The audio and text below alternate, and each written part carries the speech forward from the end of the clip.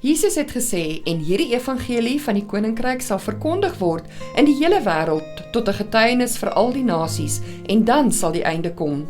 Aangesien God nie engele sal stuur om hierdie sending te vervul nie, wat doen ek om Jesus se koms te verhaas? Een Sabbat het 'n prediker gepraat oor die wederkoms van Jesus. Vicky, 'n jong meisie wat onlangs haar niggie verloor het, was verheug om te hoor dat Jesus binnekort sou terugkom om 'n einde te maak aan die wêreldse lyding. By die huis het sy opgewonde aan haar ouers herhaal dat Jesus binnekort sou kom en dat daar nie meer dood sou wees nie. Haar ouers het bevestig dat Jesus se koms inderwaarheid naby is. 2 maande later het Vicky vir haar ouers gevra waarom Jesus nog nie gekom het nie, soos wat die prediker gesê het dat sy koms baie naby was nie. Hulle het haar verwys na Matteus 24 vers 14 en verduidelik dat Jesus wag vir meer mense om die evangelie te hoor, aangesien baie mense hom nog nie ken nie.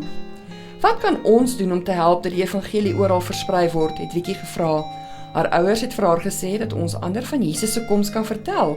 Hulle het ook verduidelik dat deur ons tiendes en offergawes getrou na God se skathuis te bring, ons toestande kan skep om sendelinge, leesstofbedienaars en ander evangelistiese inisiatiewe te ondersteun, selfs om gebiede te bereik waar min of geen kerklidmate is nie. Vicky het toe opgewonde gevra, bring julle ook tiende en offergawes terug? Hoe sou u op Vicky se vraag gereageer het? Ons is vandag hier as gevolg van getroue gawes en prediking van ander.